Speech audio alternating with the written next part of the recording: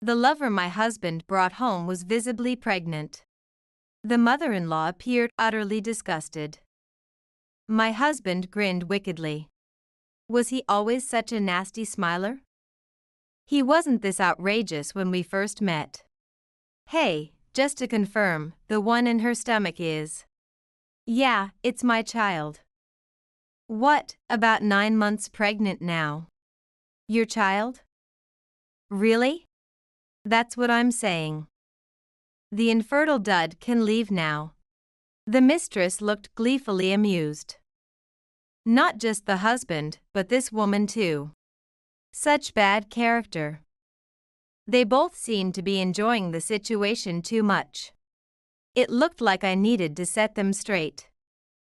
He must think I know nothing. Little does he know, I'm aware of far more than he is. It's okay, but you won't be a father, you know? Because the child in her stomach. My husband's smug smile vanished at my words. He looked shocked, and the mistress turned pale. The tables had turned. The advantage was now mine. I decided to reveal the mistress's secret to my stunned husband. My name is Stacy. I'm 31 years old. I work at a company that handles all types of vinyl products. I reunited with Ethan, a college classmate, through work about 3 years ago.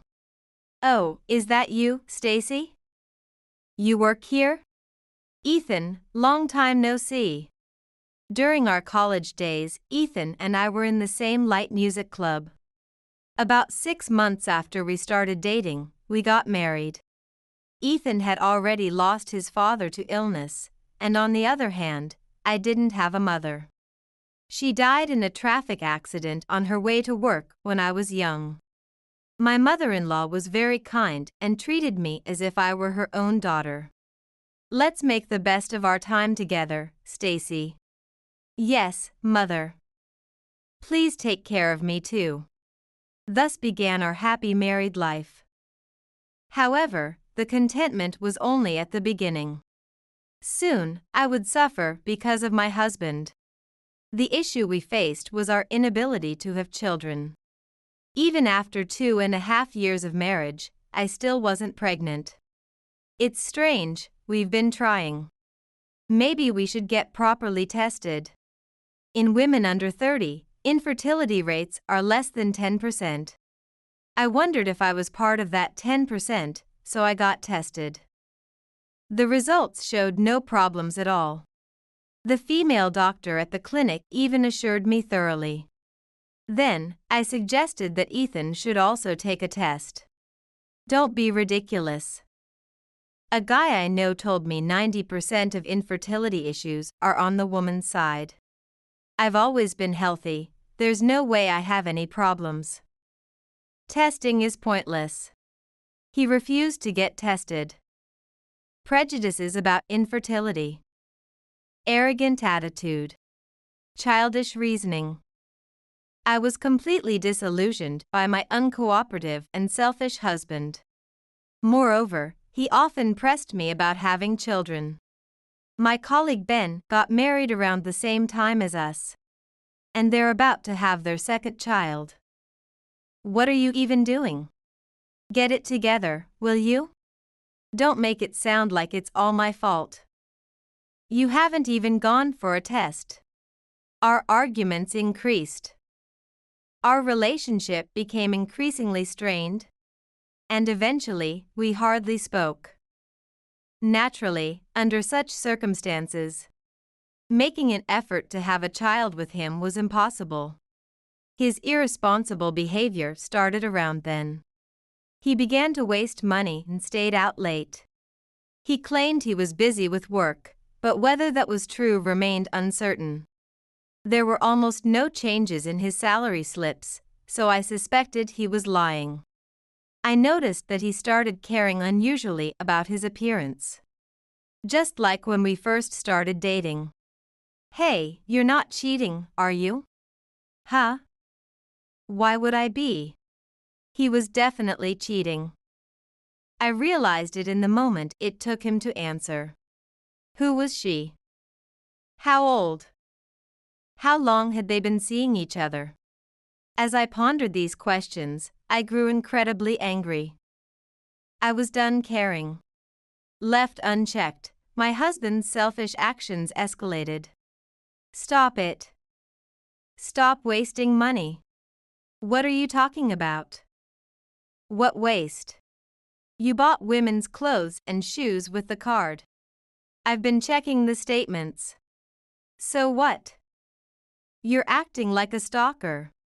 How is that stalking? Especially if it might be for another woman. Maybe he hated being strictly controlled. Eventually, he hardly came home at all. He completely underestimated me. No matter how much I admonished him, he wouldn't listen. That's when I decided to consult with my mother-in-law.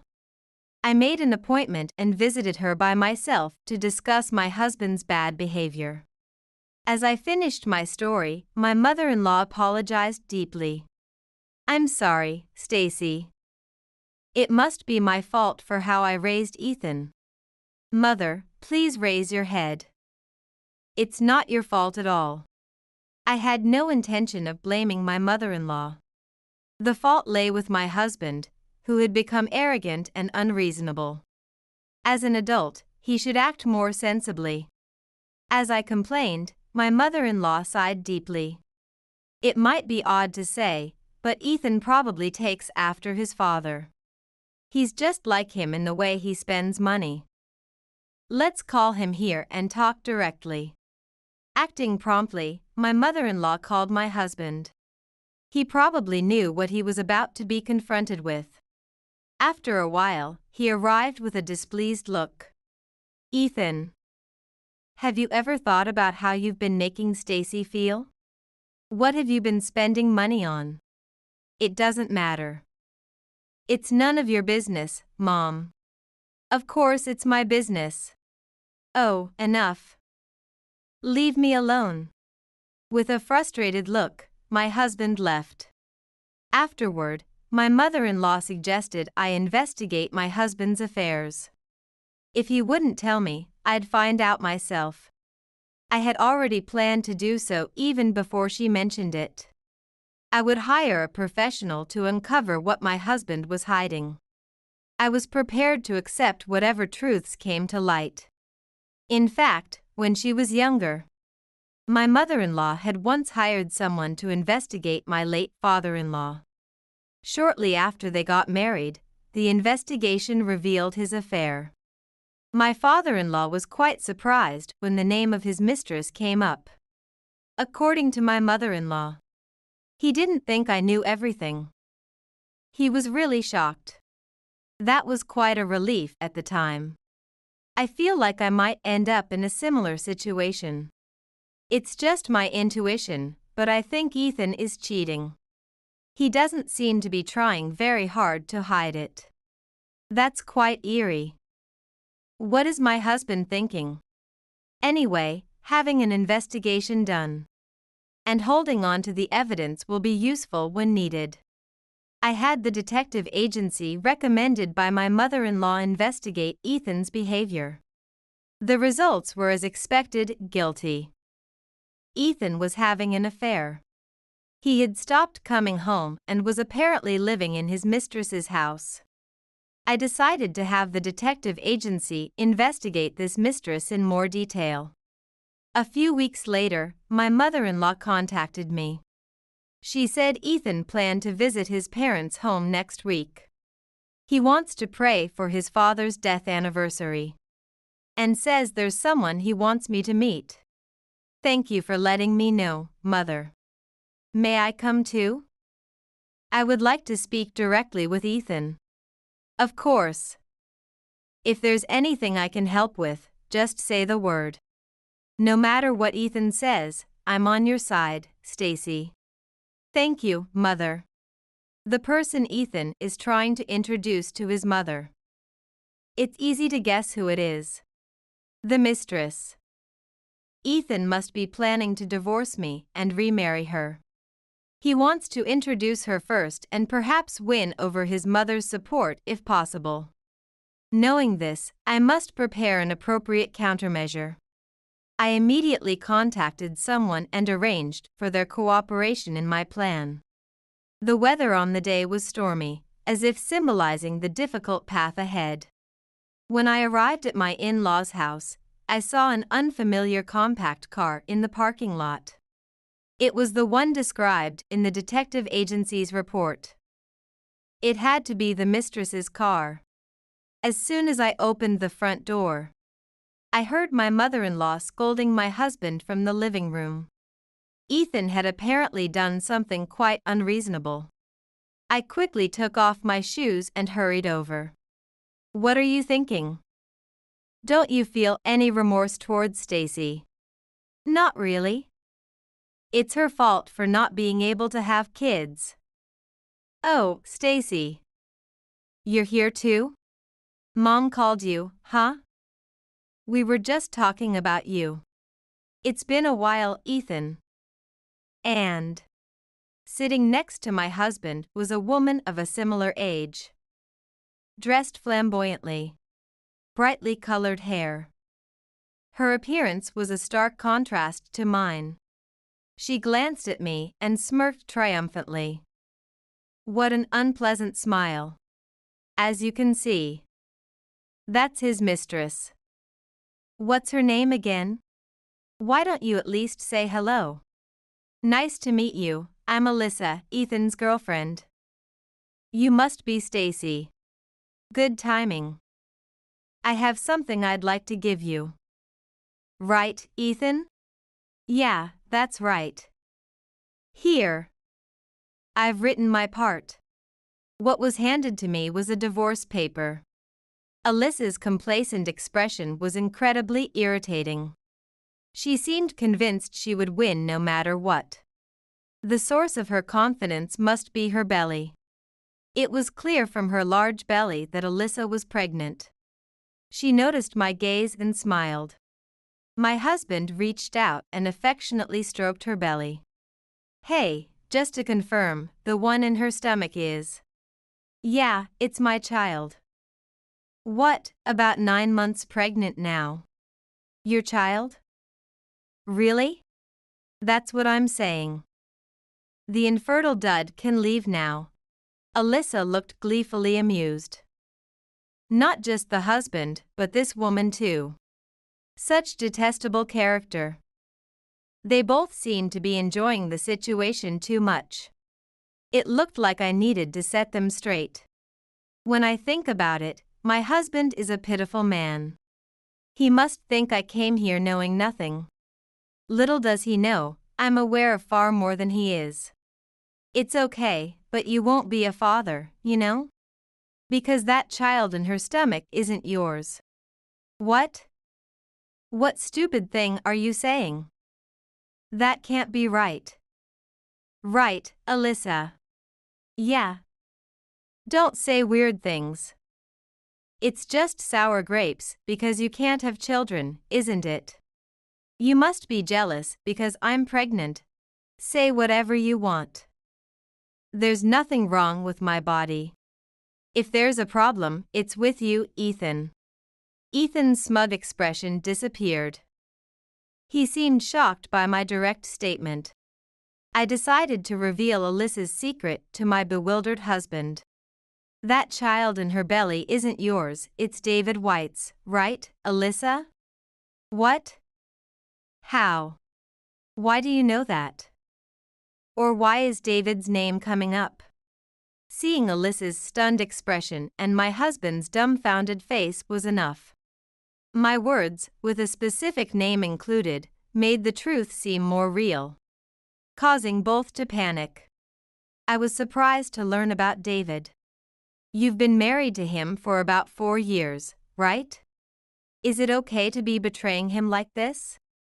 Who is David? I don't know him. Playing dumb? You think that will work? Astonishing. You still don't understand your position. I took documents from the bag I had brought. They were the results of the investigation by the detective agency. As I began to read the factual details, the color drained from Alyssa's face. Alyssa White, 31 years old, from Texas. Moved to LA for college. Started working in a nightclub to pay for plastic surgery. Dropped out of college, a real fall from grace story, huh? The nightclub was where you met David, and probably Ethan too, right? What? What are you doing snooping around about me? That's unbelievable. Isn't it normal to want to know more about the mistress when you find out your husband is cheating? Besides, you admit everything I said is true, right? I can read more if you want. Stop it. Don't make a scene. Alyssa became flustered. Her reaction alone was enough. She had essentially admitted that my words were true. My husband looked at his mistress's face, stunned. It's a lie, right? It's not true, right, Alyssa? Married? That's not right, right? You're going to marry me, right? I don't know what lies you've been fed, but it's time to wake up, Ethan. This woman has been deceiving men, draining their money, and disappearing. She's been doing this repeatedly. Stop slandering me. Ethan, don't believe what she says. She's lying. The liar is her. No, but then why are you so flustered? It's because you have something to hide, right? Stacy's telling the truth, isn't she? What do you say? Poor husband. He hadn't realized he was being played. After investigating Alyssa, I was disgusted by her malicious nature. This woman loved to seduce men and manipulate them at will. For her own satisfaction. She always needed men who were convenient for her, men who were somewhat handsome, well off, fond of fun, and not too bright. This woman is just trying to destroy our relationship. She's making things up. Isn't that right? She has no evidence. But I have this child. Ethan and my love's crystallization. Please, believe me. What crystallization of love? You know very well whose child is really in your stomach. I showed Ethan and Alyssa a photo. It was part of the documentation taken by the detective agency staff. It shows Alyssa entering an OB/GYN clinic. Next to her is a burly man with a fierce look. That's David White. You regularly visit the clinic with your husband like this. I have many more proof photos, but do you want to see them? I'm so irritated. Stop sneaking photos. Alyssa looks like she might leap at me any moment. She must be really upset about her schemes being exposed.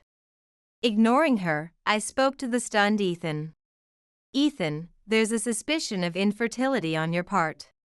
If there were no issues with me, then naturally, the problem must be with you. Just get tested once.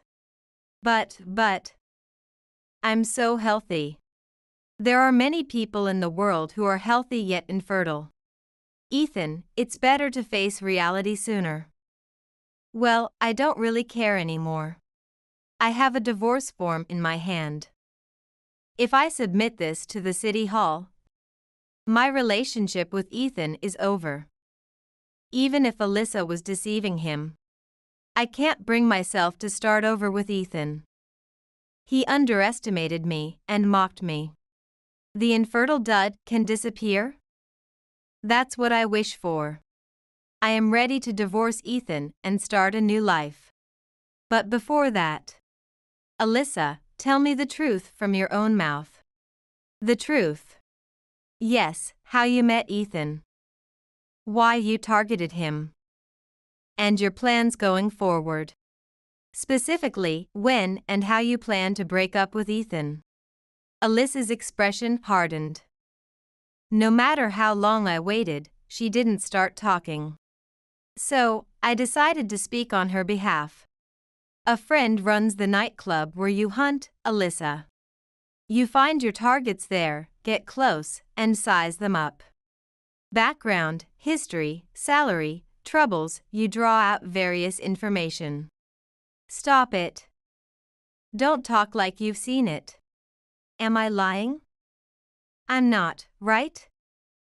Everything is true. You've been exploiting men since you were 18. Is it because of your father's influence? He was quite the playboy, making you and your mother suffer. How much have you dug up? Just stop it. Alyssa's face no longer had any composure. Bloodshot eyes, streaming tears, half-open mouth, heavy breathing. She looked at me with the face of a cornered animal.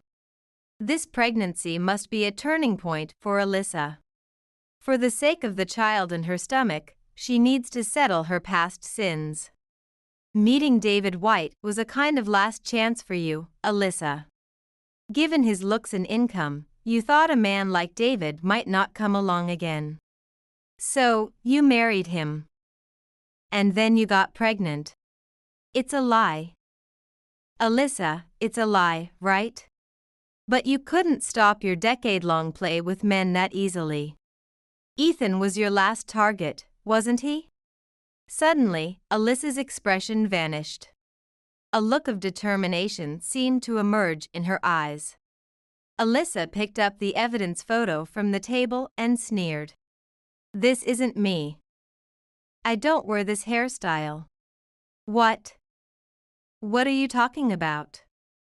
It's definitely you. This isn't me. It's someone who looks a lot like me. I don't own such clothes. Hey, Ethan. Have you seen this? Huh? No. I don't think so. Men's memory of women's clothing is unreliable.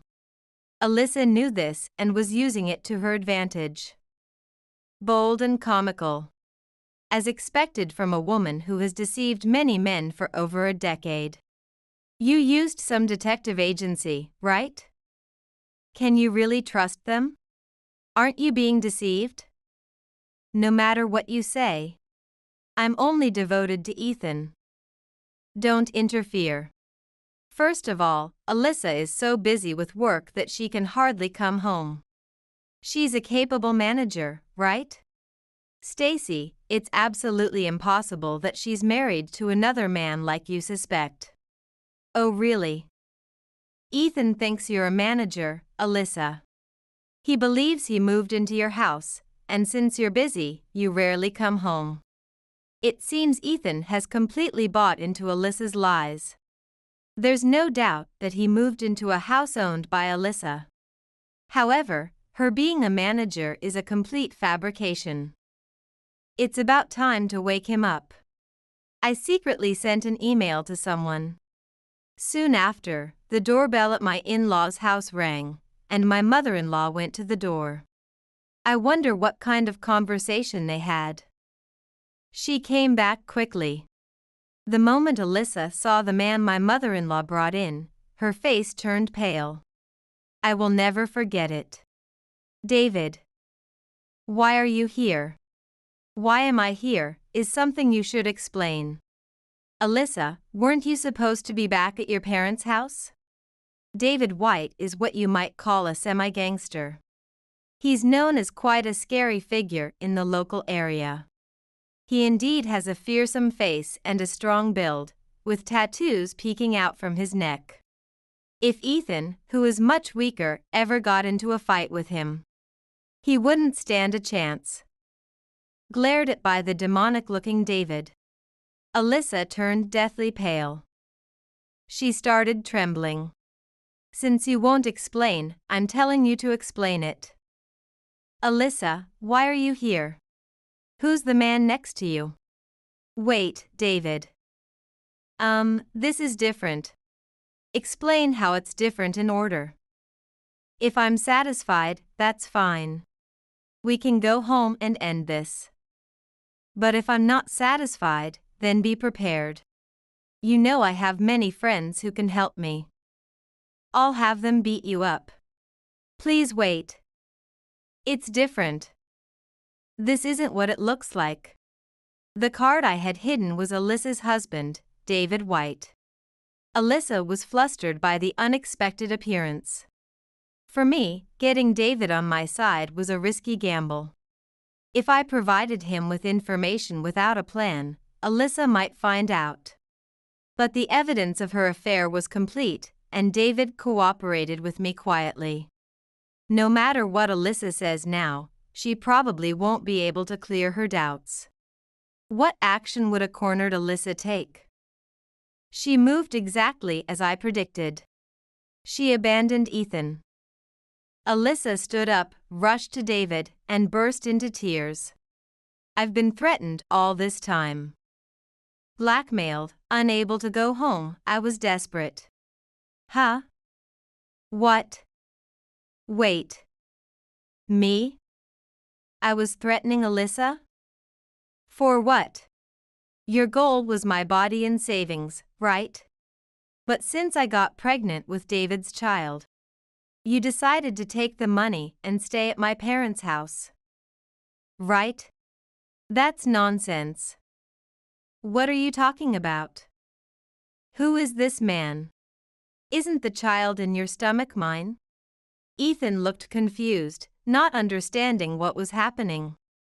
To my eyes, he seemed more comical than pitiful. It serves him right for being betrayed by the woman with whom he had betrayed his wife. Meanwhile, David remained calm. Alyssa's tears did not move him at all. I have shared part of the detective agency's findings with David. Already possessing incontrovertible evidence, he is not deceived by Alyssa's lies. Is the parental home you're talking about the one in Florida? Or not? It's this house you own here, right? The one you got from a relative? You've been letting this man live there, haven't you? I live in Alyssa's house. But it's supposed to be the house she bought. Not one given by a relative.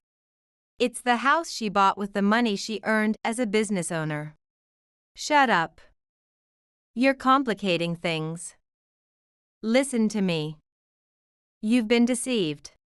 This woman is a big liar. The child in her belly is mine. And you moved into a house that belonged to her relative. Moreover, this woman isn't a business owner. She's been unemployed since marrying me. Truth after truth is revealed. Unable to keep up, Ethan looks dazed. His half-open mouth looks pitiful. He seems unable to accept the reality. You fool. I'll make sure you regret ever touching my woman. What? But I was deceived. Does that matter? You did what you did, right? Then it's obvious you have to face the consequences. After beating you up, I'll properly demand compensation. You too, Alyssa. Lying woman. Betraying me. Wait. I'm sorry. David. It was just a moment of folly. Please don't be angry. Alyssa's pleas seemed unlikely to reach David. He was now visibly enraged. With the situation so heated, he could call his friends to beat up Alyssa and Ethan. David pushed Alyssa towards Ethan and glared at them with fierce eyes. I'm going to call your company too. I'll ask them what's going on with an employee who's having an affair. Wait, please. The company has nothing to do with this. Shut up. I don't care if it's related or not. It's about how I feel. I won't be satisfied until I've wrecked your lives. Alyssa, that includes you. No. Please forgive me. I won't do it again. David, well aware of his own menace, seemed indifferent to Alyssa's tears.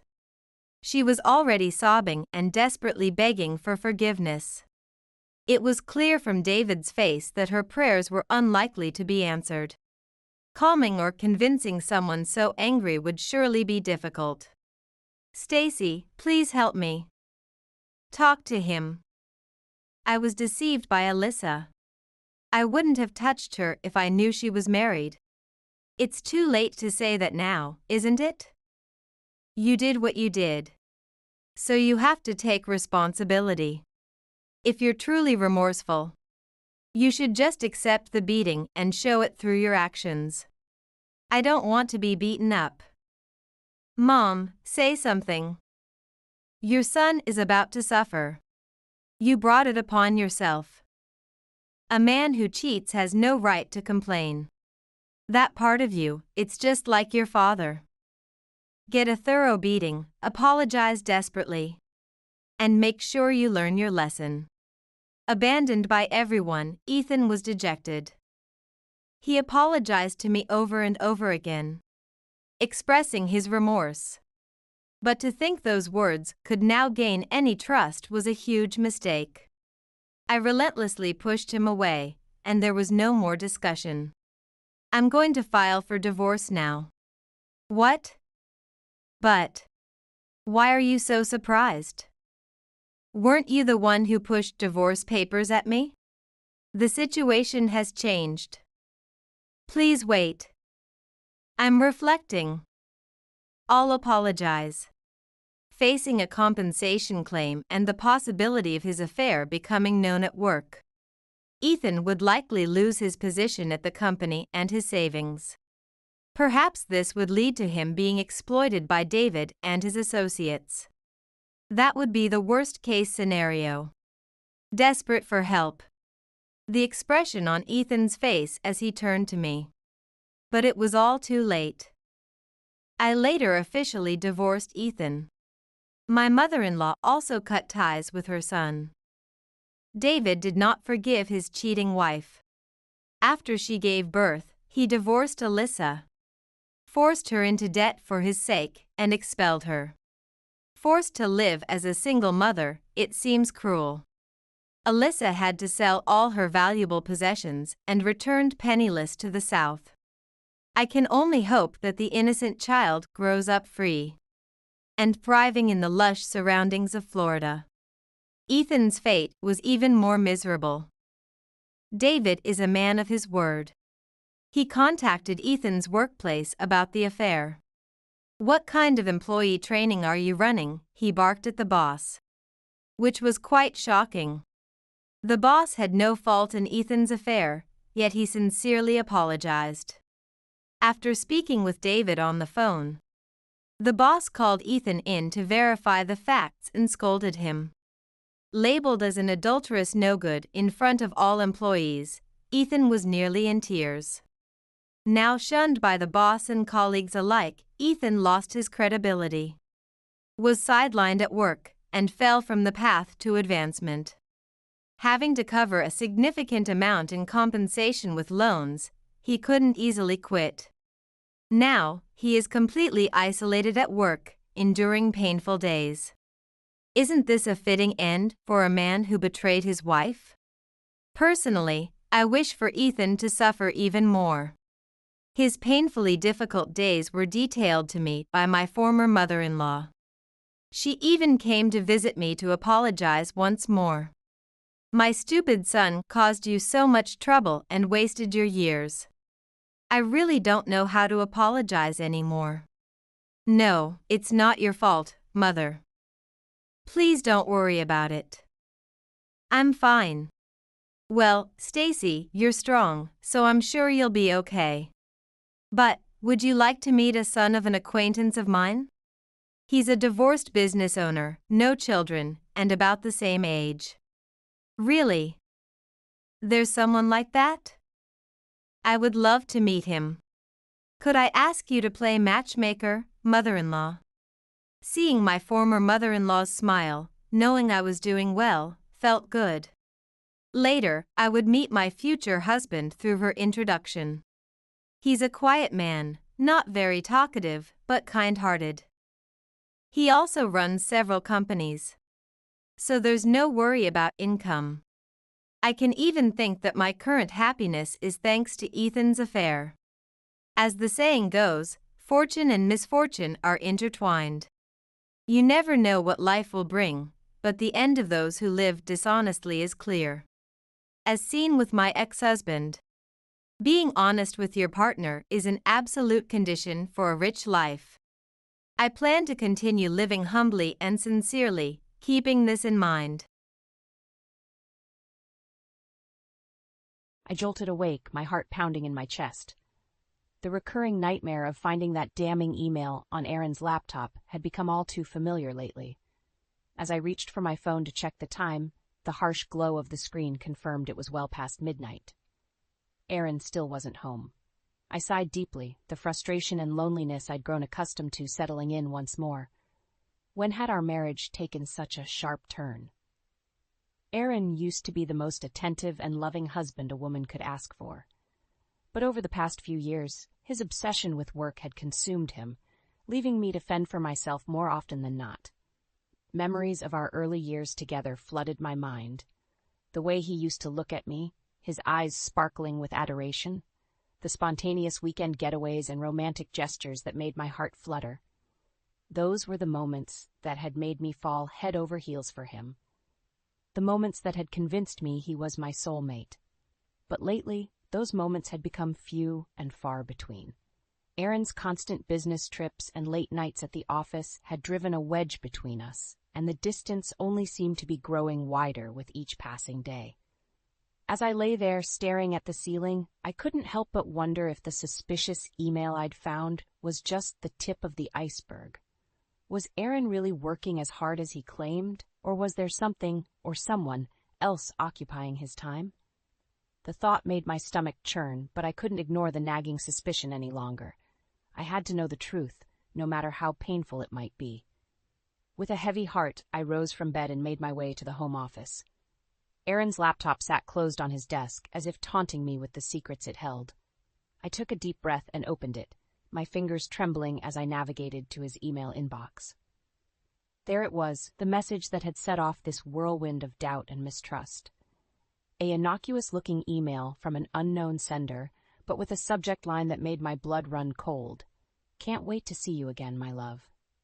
I felt the tears welling up in my eyes as I read and reread those words, each time feeling like a knife to my heart. Was this proof of Aaron's infidelity?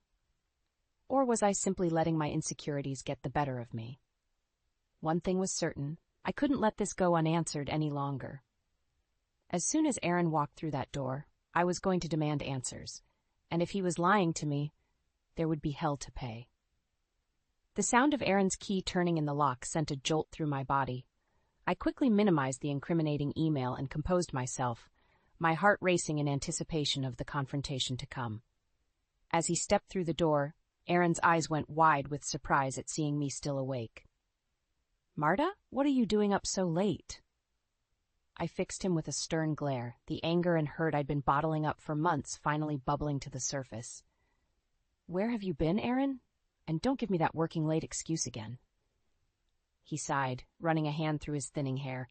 "I told you it's this big project I'm overseeing. It's a make-or-break deal for the company. And yet you have time to send flirtatious emails to other women?" I spat, slamming the laptop lid shut with a bang. Aaron's face drained of color. "What are you talking about?" "Don't play dumb with me," I shouted, shoving the printout of the damning email in his face. "Who is she, Aaron? Tell me right now, or so help me." He recoiled, holding up his hands in a placating gesture. Whoa, calm down. It's not what you think, I swear." I scoffed, feeling the tears of betrayal stinging my eyes. "Really? Then what is it, Aaron? Because from where I'm standing, it looks like you've been carrying on an affair behind my back." Aaron's jaw clenched, and for a moment, I thought I saw a flicker of guilt cross his features. But just as quickly, it was gone, replaced by a mask of indifference. "You're overreacting, Marta. It's just a harmless flirtation, nothing more." "Harmless?" I echoed, my voice dripping with disbelief. "How can you stand there and lie to my face like that?" He sighed again, pinching the bridge of his nose.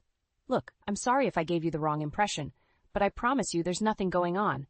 This project has just been incredibly stressful, and sometimes I let off a little steam by flirting online. It doesn't mean anything." I stared at him, searching his eyes for any hint of sincerity, but all I found was a cold but detached gaze that chilled me to the bone. In that moment, I realized that the man standing before me was a stranger, a far cry from the loving, attentive husband I had once known. "You know what, Aaron?" I said, my voice low and trembling with barely contained fury. "I don't believe a word you're saying, and if you think I'm just going to sit back and let you continue to disrespect me and our marriage like this, you've got another thing coming." Aaron's brow furrowed, and for a brief moment I thought I saw a flicker of concern in his eyes. But it was gone in an instant, replaced by that same infuriating nonchalance. "Marta, please," he said, reaching out to touch my arm. "Don't do anything rash. We can work through this, I promise." But as I jerked away from his grasp, I knew in my heart that there was no going back. The trust that had once been the foundation of our relationship was shattered beyond repair, and no amount of empty promises could fix it. "Save it, Aaron," I spat, turning on my heel and heading for the bedroom. "I'm done listening to your lies. From now on, you're going to have to face the consequences of your actions." As I slammed the door behind me, cutting off any further protest from Aaron, a single thought ran through my mind. If he thought this was over, he had no idea what was coming. The shrill ring of my phone jolted me from my restless slumber. I squinted at the caller ID. It was my older sister, Beth. "Hello?" I croaked, my voice still thick with sleep. "Marta, it's me. I'm sorry for calling so early, but I just had a feeling something was wrong," Beth said, her tone laced with concern. I sighed deeply, the weight of the previous night's confrontation with Aaron settling back onto my shoulders. "You could say that." There was a brief pause on the other end of the line. "It's Aaron, isn't it? What did that bastard do this time?" Despite the gravity of the situation, I couldn't help but crack a small smile at Beth's protective nature. She had never been Aaron's biggest fan, always claiming there was something off about him that she couldn't quite put her finger on. "I found an email on his laptop," I began, the words catching in my throat. It was from some woman calling him my love and saying she couldn't wait to see him again. Beth let out a low whistle. "Wow, he's not even trying to hide it anymore, is he? That slimy son of a bitch." I shook my head, even though she couldn't see it. I confronted him about it last night, but he just brushed it off as harmless flirtation. Like that's supposed to make it okay? "Of course he did," Beth scoffed. "Men like Aaron think they can get away with anything. They lie and cheat and manipulate, and then expect us to just roll over and take it." Her words struck a chord deep within me, fanning the flames of anger and resentment that had been simmering since my discovery. She was right. I had spent far too long letting Aaron walk all over me, making excuses for his behavior while he carried on without a care in the world. "Well, not this time," I said, my voice taking on a steely edge. "I'm not going to just sit back and let him continue to disrespect me like this." There was a pause, and then Beth spoke again, her tone slightly softer. "What are you going to do, sis?" I took a deep breath, the beginnings of a plan formulating in my mind. "For starters, I'm going to gather more evidence. If he thinks he can just sweep this under the rug with a few empty promises, he's got another thing coming." "That's my girl," Beth said approvingly. "You document every little thing, every shady email, every suspicious phone call. Build an airtight case against that lying snake." I nodded, feeling a newfound sense of determination coursing through my veins. "And that's just the beginning. By the time I'm through with him, Aaron is going to wish he never laid eyes on that other woman." Beth let out a low chuckle. "Atta girl. Give him hell, Marta. He deserves every bit of it and more." As I hung up the phone, I felt a weight lift from my shoulders. For too long I had been the victim, the dutiful wife pushed aside and disrespected by her unfaithful husband. But no more. From that moment on, the tables were turned, and Aaron was the one who would be made to pay for his transgressions. With a newfound sense of purpose, I got to work, meticulously documenting every shred of evidence I could find. Phone records, credit card statements, anything that could shed light on the depths of Aaron's betrayal. And as the incriminating trail grew longer, so too did my thirst for vengeance. Because at the end of the day, there was one thing I knew for certain. Aaron Thompson was going to get exactly what was coming to him, and I was going to be the one to deliver it. Over the next few weeks, I became a woman possessed, consumed by the singular goal of exposing Aaron's infidelity once and for all. Every spare moment was dedicated to tracking his movements, scouring through phone records and credit card statements for any shred of evidence that could shed light on his betrayal. And slowly but surely, the pieces began to fall into place. Late-night calls to an unknown number, charges for fancy dinners and hotel rooms that certainly weren't for business purposes. It was all there, right in front of me. A damning paper trail that left no doubt in my mind that Aaron had been carrying on an affair behind my back. But it wasn't until I stumbled across a series of flirtatious text messages that the full picture finally came into focus. The woman's name was Clara Evans, a 30-year-old project coordinator at Aaron's firm. And from the looks of things, she and Aaron had been involved in a torrid affair for quite some time. The messages made my stomach churn. The pet names, the suggestive language, the blatant disregard for the sanctity of our marriage. It was all there in black and white, a brutal reminder of just how little Aaron seemed to care about me or our vows. As I sat there, staring at the damning evidence before me, a wave of anger and humiliation washed over me. How could he do this to me? To us?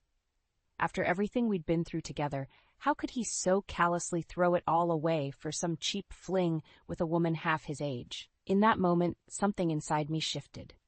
The hurt and betrayal I'd been feeling gave way to a burning desire for revenge, a primal need to make Aaron pay for his transgressions in the most public and humiliating way possible. And that's when the idea struck me. I knew from the messages that Aaron and Clara had plans to meet up for a romantic dinner that weekend at a fancy restaurant downtown. The perfect setting for a little surprise reunion, I thought to myself with a wicked grin. The next few days were a blur as I meticulously planned every last detail. I booked a reservation at the restaurant under a fake name, ensuring I'd be seated close enough to Aaron and Clara's table to cause maximum disruption. I even went so far as to have a new dress tailored. A slinky little number that was sure to turn heads and make Aaron realize exactly what he was throwing away. Finally, the night of reckoning arrived. As I stepped into the restaurant, my heart was pounding with a heady mix of nerves and anticipation. But the moment I spotted Aaron and Clara sitting in a cozy corner booth, all traces of doubt melted away, replaced by a steely resolve. "Well, well, well," I announced loudly, striding toward their table with purpose. "Isn't this just a cozy little date night?" Aaron's head whipped around, his eyes going wide with shock and fear as he registered my presence. "Marta, what are you doing here?" I fixed him with a withering glare, reveling in the way he seemed to shrink under my gaze. "Oh, I think you know exactly why I'm here, Aaron. This little charade of yours has gone on long enough." Clara, for her part, looked equally stunned, her perfectly made-up face twisted into an expression of abject horror. "Aaron, what's going on? Who is this woman?" I let out a derisive snort. "I'm his wife, you little homewrecker, the one he's been lying to and cheating on for God knows how long." The restaurant had gone deathly silent, all eyes trained on our dramatic confrontation. Somewhere in the back of my mind, I knew I should feel embarrassed, ashamed at causing such a public spectacle. But in that moment, I couldn't bring myself to care. Aaron was the one who should be ashamed of the lies, the betrayal, the utter disrespect he'd shown me in our marriage. And I was going to make sure the whole world knew it. "This little date ends tonight," I spat, leaning in close so only he and Clara could hear me. "You want to know what real karma looks like, Aaron? You're about to find out." The aftermath of my dramatic confrontation at the restaurant played out like a surreal blur. Aaron and Clara had scrambled to gather their things and beat a hasty retreat, their faces twisted in matching expressions of shock and humiliation. As for me, I simply stood there, reveling in the stunned silence that had fallen over the dining room, savoring the sweet taste of revenge. It wasn't until I got home that the full weight of what I'd done finally hit me.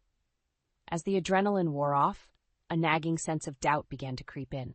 Had I gone too far? Would Aaron ever be able to forgive me for such a public shaming? I shook my head, steeling my resolve. No, I couldn't afford to second-guess myself now. Aaron was the one who had brought this upon himself with his lies and infidelity.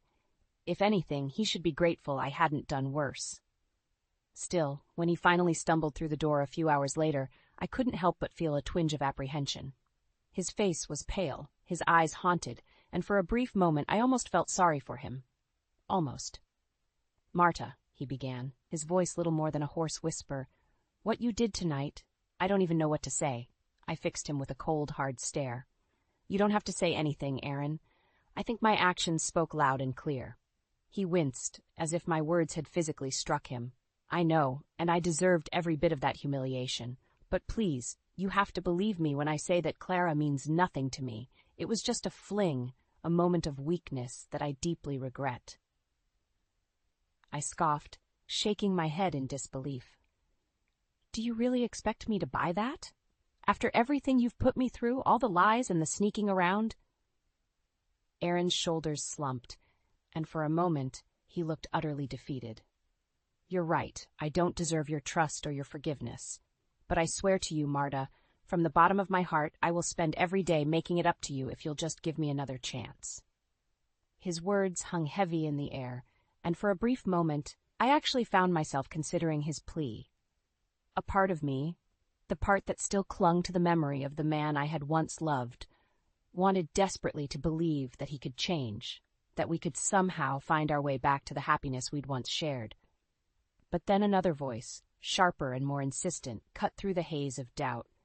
This was just another one of his lies, another empty promise designed to lull me into complacency while he continued his despicable behavior behind my back. "Well, not this time." "You know what, Aaron?" I said, my voice taking on a steely edge. "I think I will give you another chance." His head snapped up, his eyes shining with a glimmer of hope. "Really? Oh, Marta, thank you. You won't regret this, I swear." I held up a hand, cutting off his effusive gratitude. "Don't thank me just yet. This is your one and only chance to come clean, to tell me everything about your affair with Clara and any other indiscretions you might have been hiding from me, and if I catch you in even the smallest lie, so help me God, you'll wish you'd never been born." Aaron visibly paled, but to his credit, he didn't back down. "You have my word, Marta. No more lies, no more secrets. I'll tell you everything. I swear it." I nodded, fixing him with a hard stare. "Good. Then you'd better start talking. And Aaron," I added, my voice dropping to a dangerous whisper, "don't leave anything out, because I promise you I will find out eventually. And when I do, there will be hell to pay." As Aaron began to spill his sordid tale, I couldn't help but feel a twisted sense of satisfaction. He might think he was being given a second chance, but in reality, this was just the calm before the storm. Because no matter what he said, no matter how convincingly he begged for forgiveness, I knew in my heart that our marriage was already dead. Aaron had made his choice, and now it was time for him to face the consequences, and I would be the one to deliver them. In the days following Aaron's tearful confession, I did my best to play the part of the forgiving wife, nodding along as he laid out his grand plans for rebuilding our trust and making amends. But on the inside, I was already plotting my next move. True to his word, Aaron had come clean about the sordid details of his affair with Clara, but what he didn't know was that I had already set the wheels in motion for a far more sinister revenge, one that would make his indiscretions with that little homewrecker seem like child's play. It was Ethan, my old friend from college, who had first tipped me off. A private investigator by trade, he owed me a favor after I'd helped him out of a jam a few years back. And when I reached out to him about digging into Clara's background, what he uncovered was a tangled web of lies and deception that went far deeper than any of us could have imagined. Turned out, Clara's fling with Aaron was about more than just satisfying her twisted desires. No, this was a calculated move, a long con designed to bleed my husband's company dry from the inside out. "She's been embezzling funds for months," Ethan explained, sliding a thick manila envelope across the table towards me. "Funneling money into offshore accounts, using Aaron's access codes and inside knowledge to cover her tracks." I felt my blood run cold as I flipped through the damning evidence. Bank statements, wire transfer records, all of it meticulously documented and irrefutable. But how? How could she possibly have gotten her hands on that kind of sensitive information? Ethan shrugged, his expression grim. "Your guess is as good as mine, but from what I can tell, she's been playing Aaron like a fiddle this whole time, using their affair as a way to keep him blind to her real motives." A wave of nausea washed over me as the full weight of Clara's deception hit me. Not only had the little snake been sleeping with my husband, but she'd also been using him as an unwitting pawn in her twisted game, putting his career and reputation on the line, all for her own selfish gain. In that moment, any lingering shred of sympathy or pity I might have felt for Aaron vanished, replaced by a burning desire to see him, and Clara, get exactly what they deserved. "We have to take this to the authorities," I said, my voice trembling with barely contained rage. "Get that bitch arrested and make sure Aaron gets dragged down with her for aiding and abetting her crimes." Ethan nodded grimly. "You got it. I'll make sure this evidence gets into the right hands, anonymously, of course. Can't have anyone tracing it back to us." I nodded, a grim smile tugging at the corners of my mouth. "Of course. We'll let the wheels of justice do their work for now. But make no mistake, Ethan, by the time this is all over, Clara and Aaron are going to wish they'd never crossed me." As I left Ethan's office, I could already feel the weight of Aaron's deception lifting from my shoulders, replaced by a sense of grim satisfaction. For too long I had been the victim, forced to suffer the humiliation and heartbreak of his betrayal in silence. But not anymore. Now the tables had turned, and it was Aaron's turn to face the consequences of his actions. And this time, there would be no second chances, no empty promises or tearful apologies. This time, he was going to learn the true meaning of karma, and I was going to be the one to deliver it. The days following Ethan's revelation about Clara's embezzlement scheme were some of the most tense and emotionally charged of my life. As much as I tried to maintain a facade of normalcy around Aaron, the simmering fury and resentment I felt towards him made it nearly impossible. Every time I looked at him, I saw not the man I had once loved, but a pathetic fool who had been so blinded by his own selfish desires that he'd allowed himself to be used as a pawn in Clara's twisted game. The thought of it made my skin crawl. Still, I knew I had to keep my composure, at least for the time being. Ethan had assured me that the evidence he'd uncovered would be more than enough to bring Clara's crimes to light, but we needed to bide our time and let the authorities do their work. Of course, that didn't stop Clara herself from trying to worm her way out of the impending disaster. About a week after my meeting with Ethan, I received a frantic call from the little snake herself, practically begging me to meet with her in private. "Please, Marta," she pleaded, her voice thick with desperation. "I know you must hate me after everything that's happened, but I swear I never meant for things to go this far." I scoffed, barely able to contain my disgust. "Save it, Clara. I know all about your little embezzlement scheme and how you've been using my husband as your own personal patsy." There was a sharp intake of breath on the other end of the line, and for a moment I thought she might try to deny the accusations. But then, in a small, defeated voice, she spoke again. "So that's what this is all about," she murmured. "I should have known Ethan would come crawling back to you eventually." I felt a surge of satisfaction at the realization that she knew the jig was up. "That's right, Clara. Your little game is over, and you're going to pay for what you've done, both to me and to Aaron." There was a pause, and then she let out a bitter laugh. "Aaron? Are you kidding me? That spineless worm was just as complicit in all of this as I was. He knew exactly what was going on, and he was more than happy to turn a blind eye as long as he got to keep sticking his pistache."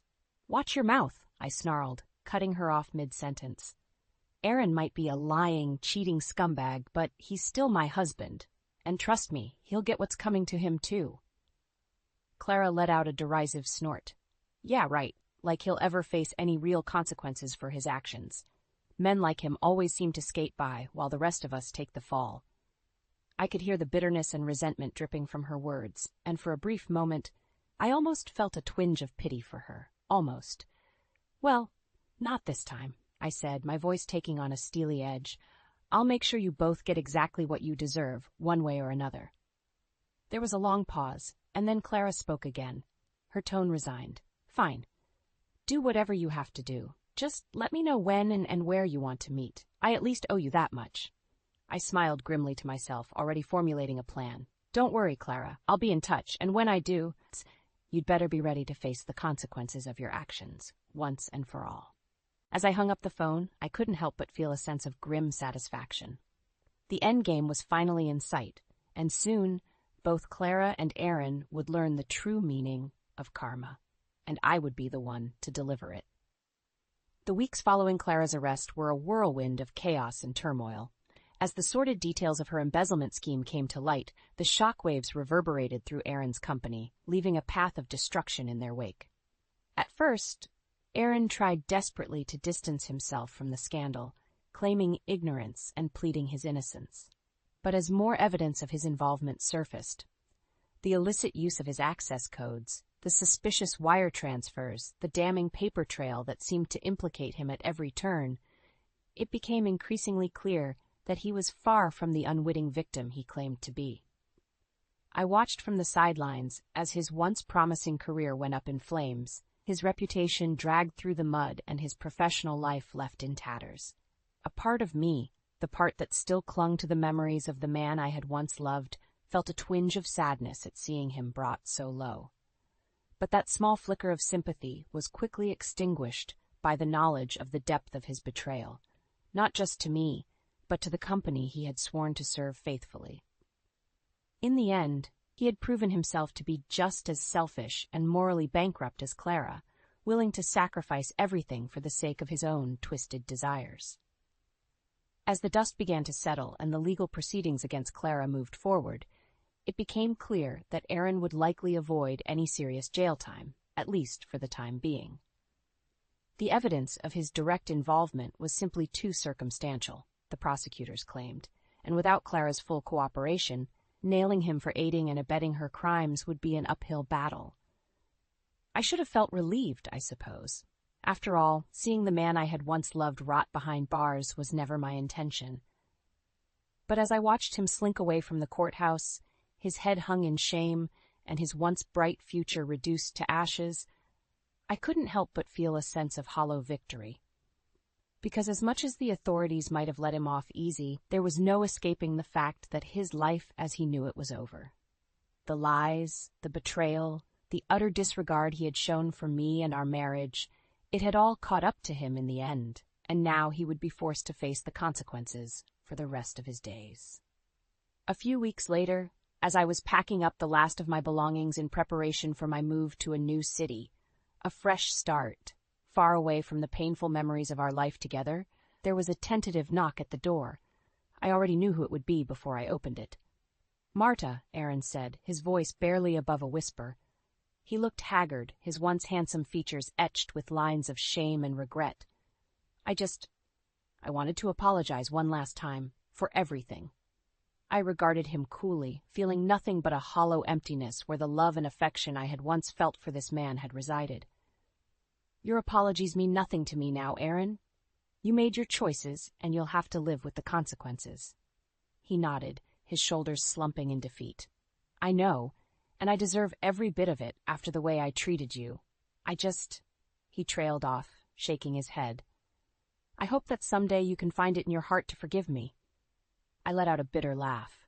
"Forgive you? Aaron, you're lucky I didn't have you thrown in jail alongside that little tramp you were so eager to risk everything for."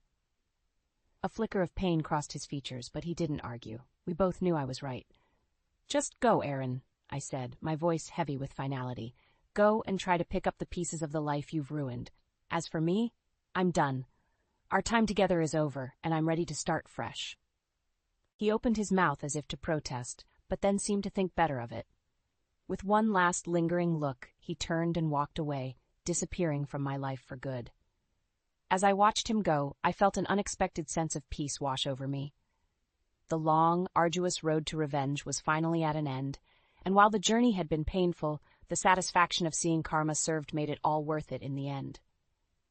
A new chapter was beginning, I realized, one free from the lies and betrayal that had haunted me for so long.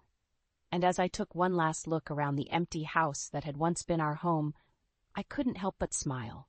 Revenge might be bittersweet, but it was exactly what I needed to reclaim my life and move forward, stronger and more resilient than ever before. "Hey, take care of this, will you?"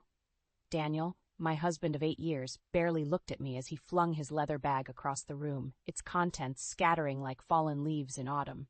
The bag landed with a thud, papers spilling out onto the hardwood floor. I sighed.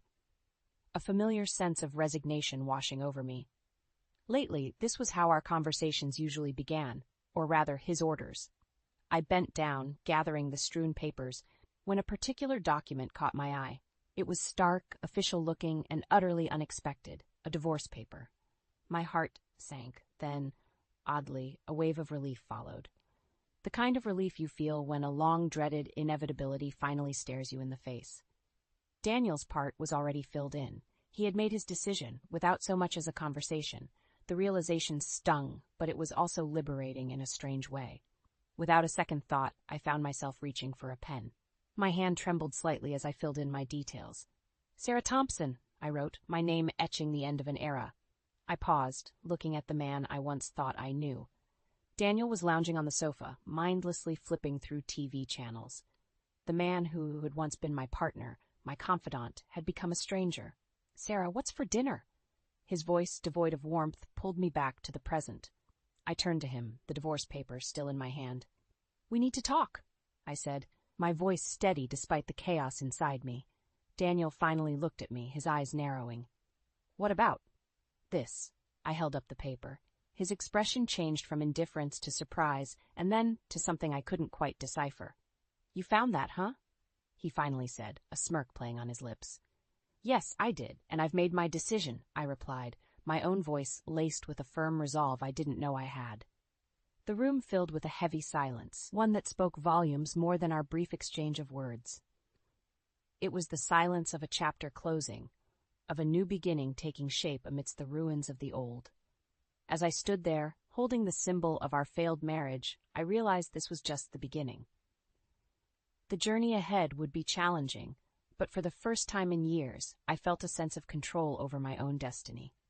The silence lingered in the air long after Daniel had retreated to our bedroom, leaving me alone with my thoughts. The stillness of the room was a stark contrast to the turmoil inside me. I sat down on the couch, the divorce papers still clutched in my hand, and my mind began to drift back to the beginning, to the days when everything seemed so promising. We had met at a networking event for professionals. Daniel, with his charismatic smile and confident demeanor, had seemed like a breath of fresh air. "Sarah Thompson, right? I've heard a lot about your marketing skills," he had said, extending a hand that I shook, unaware of how significantly this moment would alter my life. Our conversation flowed effortlessly, and soon we were meeting for coffee, then dinner, and before I knew it, we were inseparable. Daniel was attentive, kind, always knowing what to say to make me laugh. I remember thinking how lucky I was to have found someone who understood me so well. As I sat on the couch, lost in the memories of our early days, a stark realization hit me.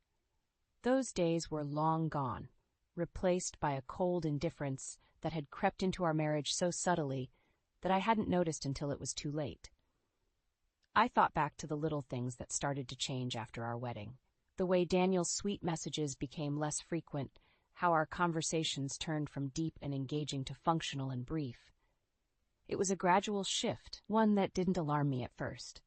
I had convinced myself that this was just what happened in marriages over time. Comfort, I told myself, often replaced passion. But comfort didn't mean disrespect. It didn't mean coming home to a husband who barely acknowledged your existence unless he needed something. The man I had fallen in love with, who had promised to be my partner in life, had slowly morphed into someone I no longer recognized. The sound of a car outside snapped me back to reality. I glanced at the clock. It was late. I had been sitting there, lost in thought, for hours. The house was quiet, Daniel likely asleep, uncaring of the storm he had unwittingly unleashed in me. I stood up, my resolve strengthening. The Sarah who walked into this room a few hours ago was not the same Sarah now. The discovery of the divorce papers had opened my eyes to a truth I had been avoiding. Our marriage was over, and it was time for me to reclaim my life. I placed the divorce papers on the table, a symbolic gesture of my readiness to face whatever came next. Tomorrow, I would start the process of untangling my life from Daniel's. It would be challenging, but I knew I had to do it, not just for my own sake, but for the woman I once was and the woman I needed to become again. As I headed to bed, a sense of determination filled me. The road ahead would be filled with obstacles, but I was ready to face them head on. This was not just the end of my marriage, but the beginning of a new chapter in my life. The morning light spilled into the bedroom, casting a warm glow on the walls. It was a new day, but the weight of my decision still rested heavily on my shoulders. As I made my way to the kitchen, the house felt unusually quiet, almost as if it were holding its breath, waiting for what was to come. Daniel was already up, sitting at the dining table, his eyes fixated on the morning paper. The air between us was thick with unspoken words, a stark reminder of the distance that had grown between us. I busied myself with making coffee, the familiar routine providing a semblance of normalcy in the chaos of my emotions. The aroma of freshly brewed coffee filled the kitchen, a comforting presence in an otherwise tense atmosphere. "Sarah," Daniel's voice broke the silence, his tone surprisingly soft. I turned to face him, my heart pounding. "Yes?"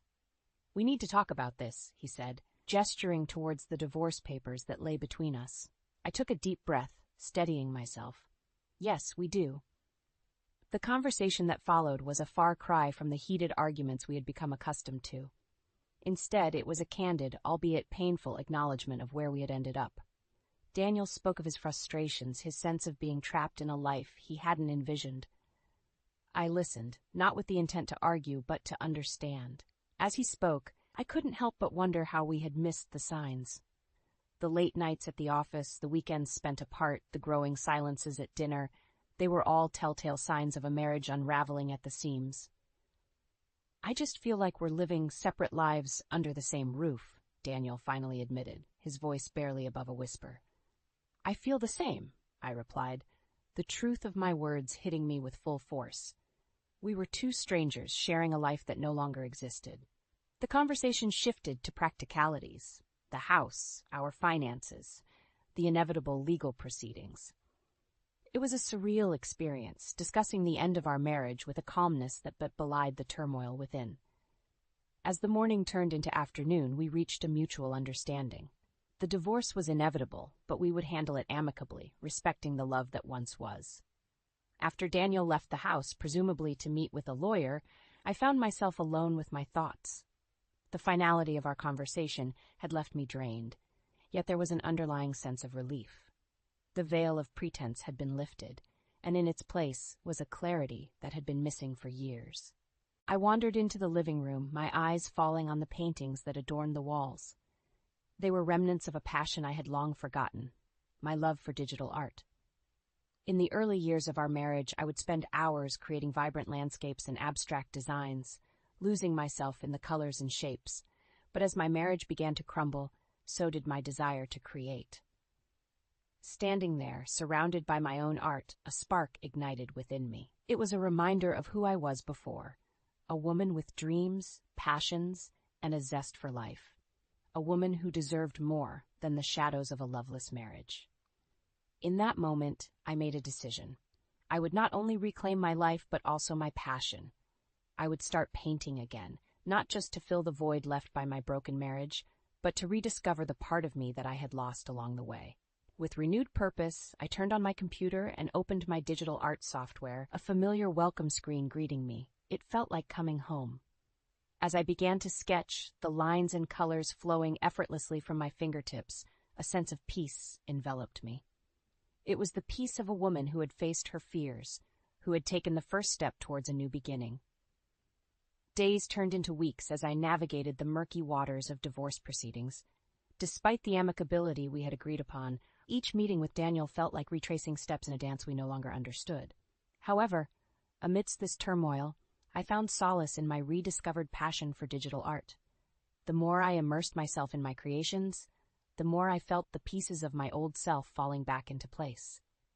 One evening, as I sat in front of my computer, lost in a complex design, a series of pings from my phone broke my concentration.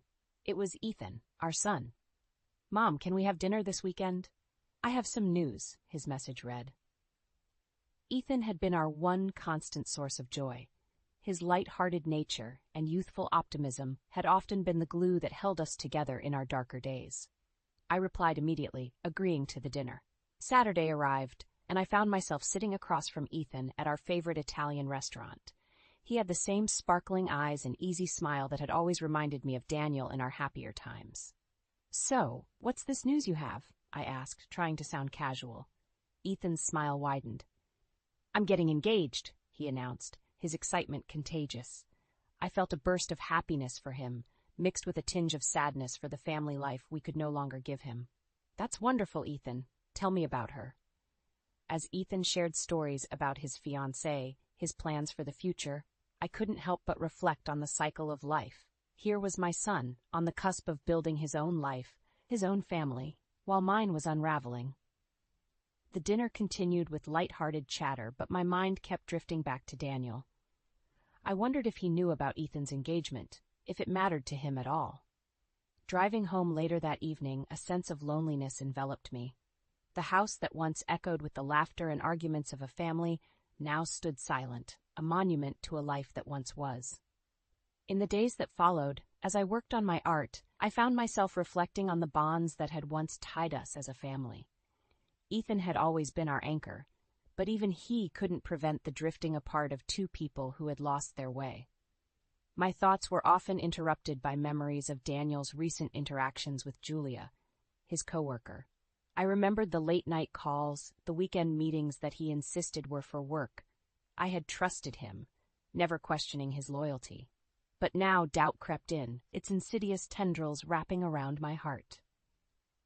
Was there more to Daniel's relationship with Julia than just work? The thought nagged at me, an itch that I couldn't quite reach. I remembered the casual touches, the shared laughs, the way they seemed to exist in a world of their own during company functions. I shook my head, trying to rid myself of these thoughts. It didn't matter now. Daniel and I were on separate paths, our journey together nothing but a memory. As I continued to delve into my art, I realized it was more than just a hobby. It was my lifeline, pulling me away from the edge of despair. With each stroke of my digital brush, I felt a sense of purpose, a reminder that there was life beyond the ruins of a failed marriage. The weeks leading up to Ethan's engagement party were a blur of activity and mixed emotions. While I busied myself with preparations, a part of me dreaded the event. It would be the first family gathering since Daniel and I had decided to divorce, and the thought of facing him in a room full of people filled me with unease. The day of the party arrived, and the atmosphere was festive, filled with laughter and the clinking of glasses. Ethan and his fiancée, a charming young woman named Anna, were the picture of happiness. Watching them, a sense of melancholy washed over me. They were beginning their journey together, full of hopes and dreams, while mine with Daniel was coming to an end. As guests mingled, I caught sight of Daniel across the room. Our eyes met briefly, 1,000 words passing between us in that silent exchange. He looked older, more tired, and for a fleeting moment, I felt a pang of the old affection. But it was quickly replaced by the stark reality of our situation. The evening progressed, and I found myself in conversation with some of Ethan's friends. Their youthful enthusiasm was infectious, and for a while I forgot the complexities of my own life. It was then that I noticed Daniel talking to Julia in a corner of the room. They were laughing, their heads close together in a way that was intimately familiar. The sight struck a nerve, and a surge of emotions welled up inside me. The doubts that had been simmering in my mind came to the forefront. The more I observed them, the clearer it became. There was something between them, something more than just professional camaraderie. I felt a mix of anger and sadness, the realization of Daniel's betrayal hitting me like a wave. As the evening wound down and guests began to leave, I found myself standing outside, taking in the cool night air. The sounds of the party faded into the background, leaving me alone with my thoughts. Ethan joined me, his expression softening as he saw my troubled face. "Mom, are you okay?" he asked, concern etched in his voice. I forced a smile. "Yes, I'm fine, just a little tired, that's all." Ethan looked at me, his eyes searching for the truth. "Mom, you know you can talk to me about anything, right?" I nodded, grateful for his support. "I know, honey, and I will. Just not tonight." He hugged me, a gesture of comfort that brought tears to my eyes. As he went back inside, I stood there, feeling the weight of the evening. The drive home was a reflection of my thoughts, long and winding. The sight of Daniel and Julia together had confirmed my suspicions, and with that confirmation came a sense of closure. I realized that it was time to let go, not just of Daniel, but of the life we had built together. As I lay in bed that night, the events of the evening replayed in my mind. The laughter, the music, and most of all, Daniel and Julia. It was the end of a chapter, but as with all endings, there was also the promise of a new beginning. In the weeks following Ethan's engagement party, I found myself in a state of introspection. The revelation of Daniel's relationship with Julia, though painful, had given me a sense of closure. It was as if a final piece of the puzzle had fallen into place, allowing me to see the complete picture of our failed marriage.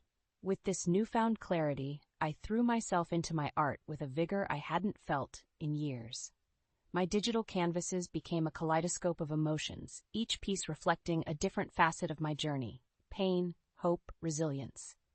It was therapeutic, a way to channel my feelings into something tangible and beautiful. Meanwhile, the divorce proceedings were moving along, albeit slowly.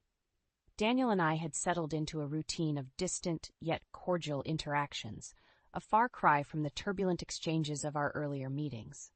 It was a strange kind of dance, two people moving around each other, careful not to step on old wounds. One afternoon, as I sat working on a particularly intricate design, my phone rang. It was the lawyer, informing me that the divorce was finalized. The words hit me with an unexpected force. Even though I had been preparing for this moment, the finality of it left me feeling oddly hollow. In the days that followed, I found myself reflecting on the journey that had brought me here. The young, hopeful woman who had married Daniel, full of dreams and aspirations, was now a more mature, seasoned version of herself. I had lost some of my naivety, but in its place I had gained strength and a deeper understanding of myself. One evening, as I sat gazing at the latest piece I had created, a vibrant depiction of a phoenix rising from the ashes, Ethan called. "Mom, I wanted to talk to you about something," he said, his voice serious. We met at a small cafe the next day. Ethan's expression was a mix of excitement and apprehension. "Anna and I were talking, and we'd like you to move in with us after we get married," he blurted out. The offer took me by surprise. "Ethan, I can't intrude on your new life like that," I protested, touched by his concern but wary of imposing. "It's not an intrusion, Mom. We want you there. Anna loves the idea, and I don't want you to be alone." His words warmed my heart. Here was my son, embarking on a new chapter in his life, yet still looking out for me. It was a testament to the bond we shared, one that had only grown stronger through the trials of the past year. After much discussion, I agreed. It was a new beginning, not just for Ethan and Anna, but for me as well. A chance to be part of their life, to share in their joys and challenges, while also giving myself the space to continue my own journey. As I packed up my belongings over the next few weeks, I felt a sense of bittersweet nostalgia. Each item, each piece of art, was a reminder of a life lived, of lessons learned, and of the resilience that had carried me through. Moving day arrived, and as I stepped into Ethan and Anna's home, I felt a sense of belonging. It was a new environment, but one that was filled with love and warmth. Ethan and Anna had gone out of their way to make me feel welcome, setting up a small studio for me to continue my art. In the days that followed, I found a new rhythm to my life. I spent my mornings working on my art, exploring new techniques and styles. In the evenings, I would join Ethan and Anna for dinner, sharing stories and laughter. It was during one of these dinners that Ethan turned to me, a serious look in his eyes. "Mom, how are you really doing? After everything with Dad, I mean." I took a moment to reflect, then smiled. "I'm doing okay, Ethan. Better than okay, actually. I've found a new purpose in my art, and being here with you and Anna has given me a sense of family that I thought I had lost." Ethan smiled, relief evident in his eyes. "I'm glad, Mom. You deserve to be happy." As we continued our dinner chatting about everything and nothing, I realized that this was what healing looked like. It wasn't a sudden, dramatic change, but a gradual rebuilding of oneself, piece by piece. And as I looked around the table, at the faces of my son and his fiancée, I knew that I was exactly where I was meant to be. In this new beginning, I had found not just a place to live, but a home. Living with Ethan and Anna brought a sense of harmony and companionship that I hadn't realized I was missing. Their youthful energy and love for each other were infectious, and I found myself looking forward to the simple pleasures of our daily life together. One afternoon, as I was setting up my art supplies in the small studio Ethan had arranged for me, my phone buzzed with a message. It was from a number I didn't recognize. Hesitantly, I opened it, and to my surprise, it was from Julia, Daniel's coworker. "Sarah, can we meet? There's something I need to tell you about Daniel," the message read. My heart skipped a beat. What could Julia possibly have to say about Daniel now after all this time? Curiosity piqued.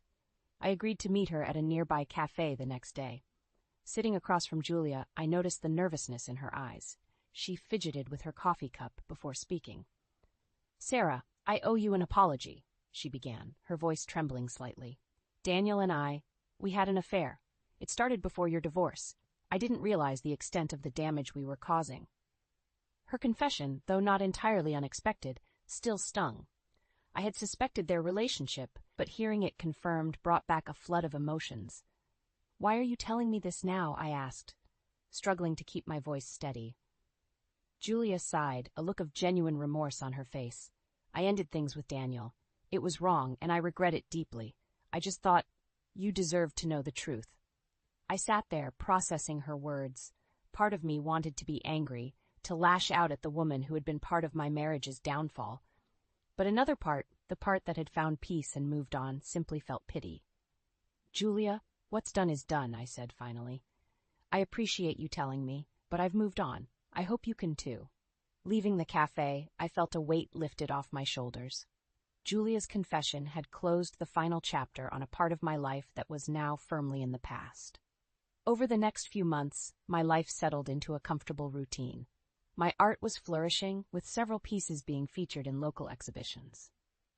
Ethan and Anna's wedding was fast approaching, and the excitement in the house was palpable. As I watched Ethan and Anna together, so full of love and hope for the future, I couldn't help but reflect on my own journey. The pain of the past had given way to a quiet strength, a resilience I hadn't known I possessed.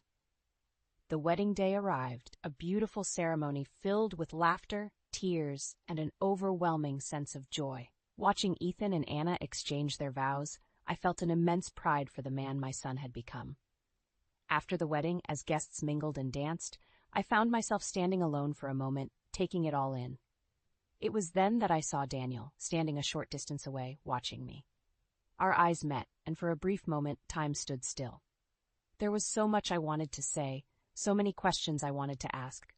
But as I looked at him, I realized that none of it mattered anymore. Daniel nodded slightly, a silent acknowledgement of everything that had passed between us. Then, turning away, he disappeared into the crowd. As I rejoined the celebration, a sense of peace settled over me. My journey had been long and fraught with challenges, but it had led me here, to this moment of contentment and hope. Life, I realized, was a tapestry of experiences, each thread woven with its own story. Some were dark, others bright, but all were essential in creating the larger picture. And as I danced with Ethan, my heart full of love and gratitude, I knew that my tapestry was still being woven, each day adding a new and beautiful thread to the story of my life. I moved in with my daughter Diana to start a fresh chapter of my life after my divorce from Albert was confirmed. After this changeover for around 8 months, something unexpected happened. I was having some downtime with Diana at home on one of my days off when I got a strange call from my mom. She told me that without warning, Albert and his mother had come up at my parents' house. I hastily got dressed and rushed over to my parents' house, feeling both curious and alarmed. I arrived to find Albert and his mother sitting on the living room sofa, seemingly anticipating my arrival. I questioned, perplexed by their presence, "Why are you here in my parents' house?" Albert surprised me with his response. "I want you to return the money you owe me," he commanded. "Please allow me to introduce myself. I'm Judy, a 38-year-old employee in an office." After 10 years of marriage, Albert and I had a daughter named Diana, who is currently enrolled in the 8th grade. His kind, gregarious, and upbeat personality drew us in right away on our blind date. We went from being high school sweethearts to life partners, and after a year of dating, he proposed. My close-knit circle of high school pals attended our happy wedding. We were all intricately entwined in one another's life, commemorating significant occasions in tandem. Eventually, every friend in this close-knit group found a spouse and tied the knot, forming a close-knit group of married people. Our family was joyful, and I always thought that our house would be a haven of love and support. Our close-knit circle of friends changed from carefree singles to married adults as we grew older. I declared my pregnancy shortly after, and it appeared that my pals did the same. We quickly became a group of mothers who shared the pleasures and difficulties of becoming parents with one another. We seemed to be riding the waves of life together, and I had no doubt that our friendship would endure forever. I cherished my dual roles as both a wife and a mother, and I was equally passionate about my career. After graduating from college, I secured a position in the planning and development department of a large corporation. My days were packed, and the work was demanding yet fulfilling. Each day brought new lessons and challenges. One of my friends, a stay-at-home mom, once playfully teased me, saying, "You're a workaholic, Judy, but you also manage to maintain a wonderful family life. It's almost as if you're living two lives." She admired my strength, though I often joked that I wished I had the boundless energy typical of a robust man. Both Albert and Diana play pivotal roles in helping me decompress after long days at the office. When I arrived home, I was greeted by Diana's bright, "Oh, Mommy, welcome home." Her youthful enthusiasm and warm hugs melted away the day's fatigue. Albert had transitioned to part-time work at a local cafe after Diana was born, allowing him to take on the primary responsibilities of picking her up from school and preparing dinner. This arrangement not only supported my career, but also ensured that I returned home to a freshly cooked meal, which was a tremendous relief. Albert's thoughtful cooking allowed me to unwind and feel rejuvenated. Evenings at home were a cherished ritual. Diana and I would often take baths together, chatting about our days and sharing little stories. This simple, everyday interaction was a source of immense joy and fulfillment. My life was a beautiful balance of professional achievements and home life bliss, all made possible by the unwavering support and kindness of Albert and Diana. Their support not only bolstered my energy, but also deepened my dedication and passion for my work. Together, we had crafted a life that was as rewarding as it was busy, proving that with the right support, one could indeed have it all.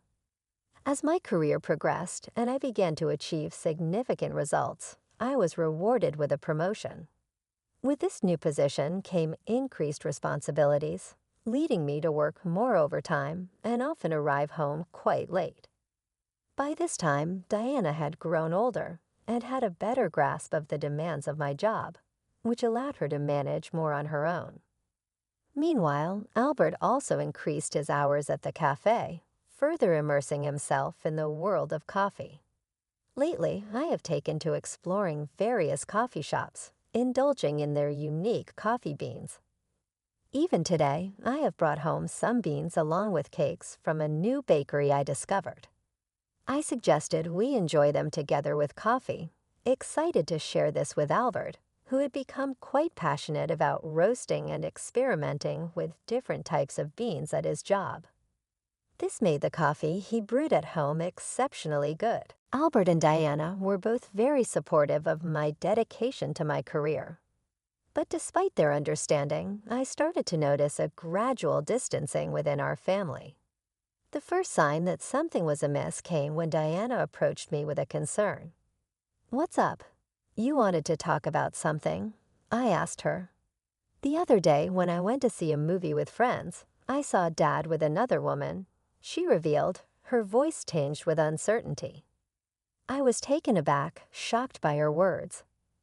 Diana continued, "They weren't holding hands or anything, but they seemed quite close. Lately, I've noticed Dad talking a lot on the phone before you get home." Sometimes he's so engrossed that he doesn't listen to me. He looks happy while he's on the phone. At first, I thought he was texting or talking to you. But after seeing him with that woman, I'm starting to wonder if he was talking to her instead." As she spoke, Diana's expression was filled with sadness. Being in middle school, she was acutely aware and sensitive to such matters, and it was clear she felt troubled by this observation. I was equally stunned. The thought that Albert, who I believed always prioritized Diana, might be involved with someone else was heartbreaking. This revelation required a careful and sensitive approach, as our family's unity was at stake. "I'm so sorry, sweetie. I didn't realize we were making you feel this way.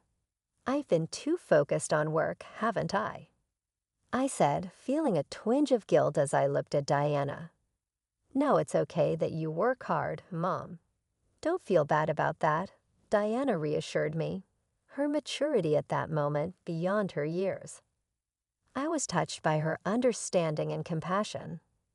"Thank you, Diana," I replied, my heart heavy. "I'll talk to your dad about this. If it turns out he's having an affair, I think I'll have to consider a divorce. Is that okay with you?" She nodded solemnly.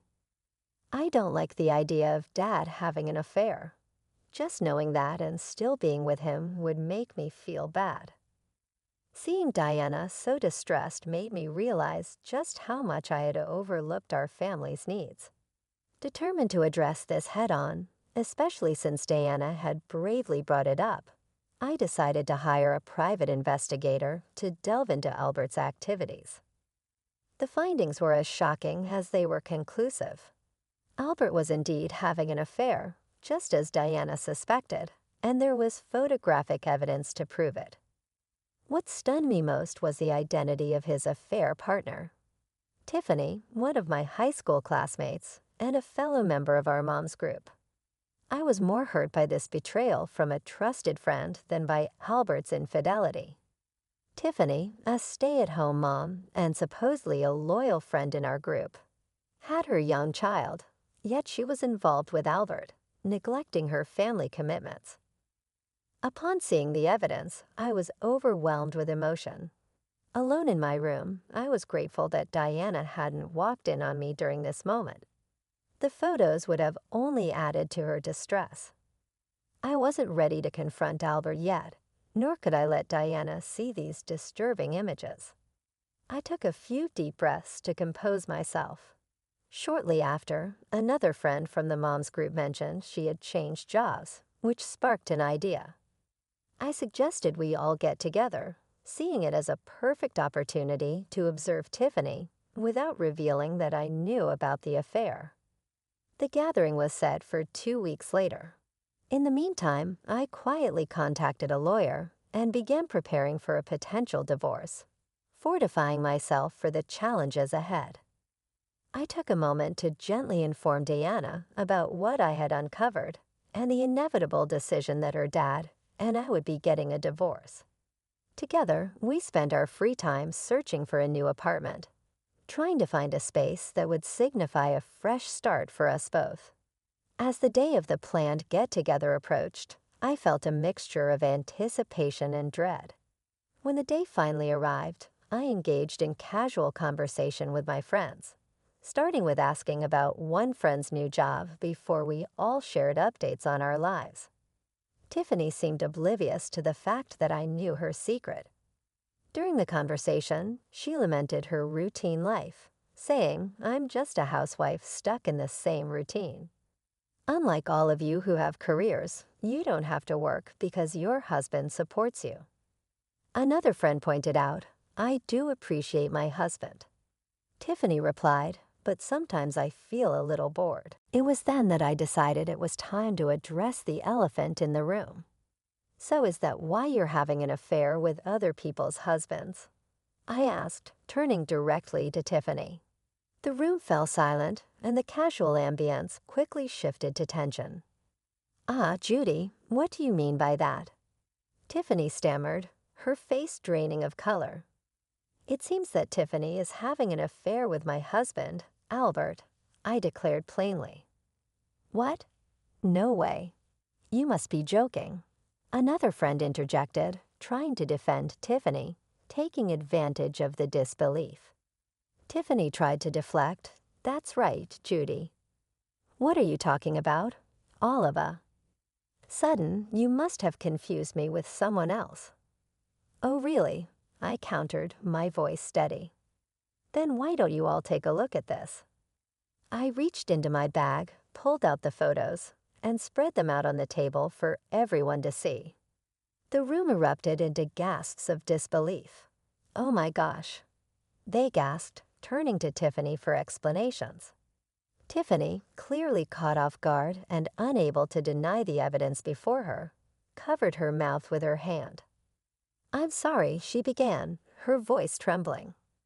I happened to walk into the cafe where your husband works. I didn't know he worked there initially, but then I started going there regularly. My husband provides for me, but he's been neglecting me since we got married. I was feeling lonely, Tiffany continued, tears starting to form in her eyes.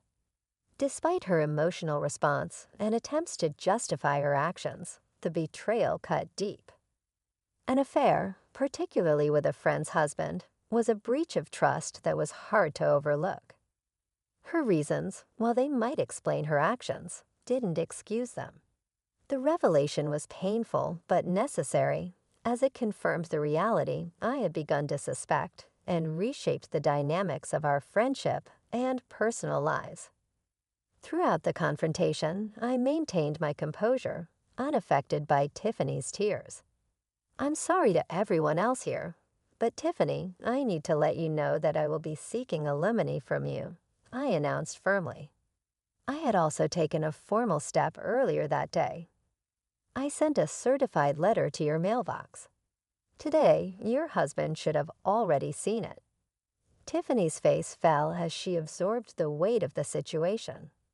Oh no, she murmured, a mix of worry and disbelief in her voice. How could he do something so terrible? She asked, still reeling from the shock. It's far worse to have an affair with a friend's husband, especially when you're married and have a child. I replied, steady and resolute, you need to face the consequences and make amends for your actions. Visibly shaken, Tiffany nodded her acknowledgement. One of my friends chimed in, we really can't trust you anymore, Tiffany. With that, we left the restaurant, leaving Tiffany to grapple with the fallout. Once I dealt with Tiffany, it was time to confront Albert. I was fairly certain that Tiffany had already informed him about what had transpired. When I arrived home, Albert was waiting at the door, his expression panicked. What have you done? I just got a call from Tiffany. Are you making our affair public? How could you be so terrible? You acted like a good husband, but you were cheating on me. And no, it's not just about exposing Tiff. How could you do that to her family? I retorted, it's ridiculous. I continued, my tone firm, it seems people who have affairs think alike. You believe that as long as the other person doesn't find out, it's not a big deal. But what you did was wrong, and it all needs to be revealed as part of your punishment. That's why I'm going to divorce you and seek alimony and child support. Faced with clear evidence of the affair, Albert could not deny the truth. He agreed to the divorce, though he was initially hesitant about the financial implications. Once I hired a strong lawyer and made it clear I was prepared to take the case to court if necessary, he finally consented to the financial arrangements. Following the divorce, Albert sold the house we had lived in and moved to a new apartment. I pursued and received alimony from both Albert and Tiffany, totaling $50,000 from each. Additionally, I secured child support from Albert. Once everything was settled, Diana and I began our new life together. Though the ordeal was deeply traumatic for me, the experience, while painful, marked the start of a new chapter where we could seek peace and rebuild our lives. Over time, the emotional wounds from my divorce began to heal. However, about 8 months later, I faced a new challenge. While I was enjoying a relaxed day at home with Diana, my peace was disrupted by an urgent call from my mother.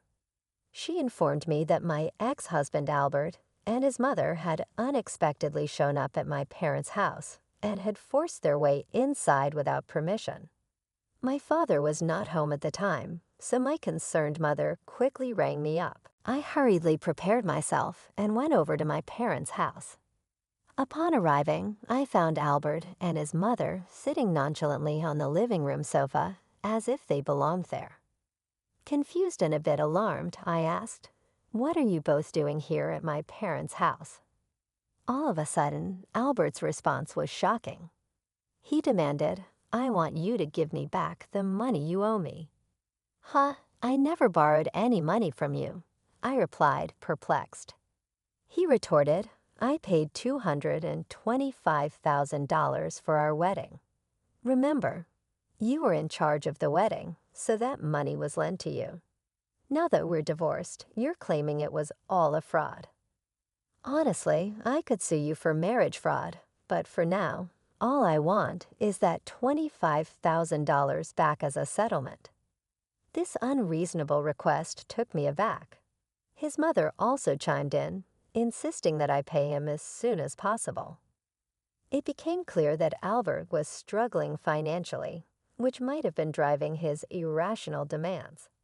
He had taken a full-time job at the cafe where he used to work part-time, but the pay was modest. Firmly, I reminded him, we both were equally involved in the wedding, and I paid more of our living expenses than you did.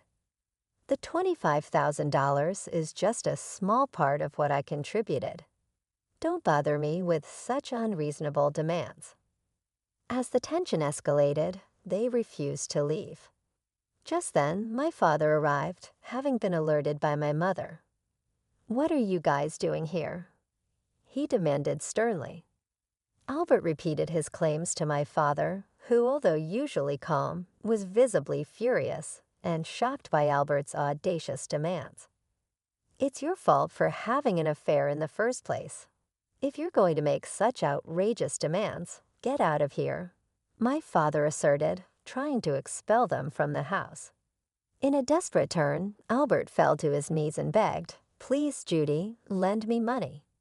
Not only are you demanding alimony, but Tiffany's husband is also after me and I can't afford it. Even $6,000 would help." It was disheartening to see him in such a state begging for money. However, I responded firmly, "No, I can't do that.